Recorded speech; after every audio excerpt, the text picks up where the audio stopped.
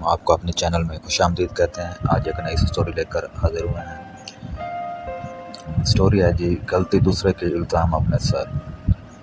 محمود اپنے غلام ایاز پر بہت مہربان تھا۔ دربار کے دوسرے لوگ ایاز پر محمود کا بے حد التفات دیکھ کر اس سے حسد کرنے لگے تھے۔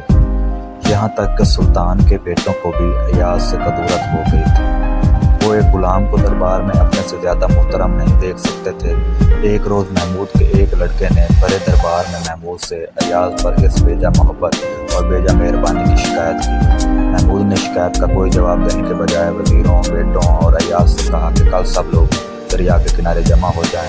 دوسرے روز سب لوگ دریا کے کنارے جمع ہو گئے۔ محمود غضنفر نے اپنے ایک وزیر کو حکم دیا، دریا میں اس طرح غوطہ لگاؤ کہ تمہارے کپڑے قطعی نہ بھیگیں۔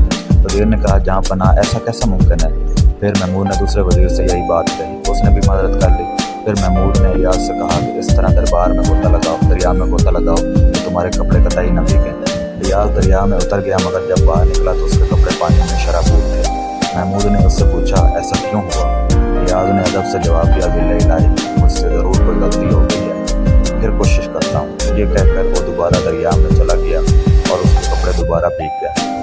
ایاز نے یہ عمل 10 بار دہرایا اور ہر بار کپڑے بھیگتے رہے اور وہ یہی کہتا رہا، مجھ سے ضرور کوئی غلطی ہو گئی ہے، پھر کوشش کرتا ہوں۔ آخر محمود نے اسے رکنے کا اشارہ کیا اور حاضرین سے مخاطب ہو کر کہا، نائلو، ہنس دو، سمجھ میں آیا کہ میں ایاز سے کیوں اتنی محبت کرتا ہوں۔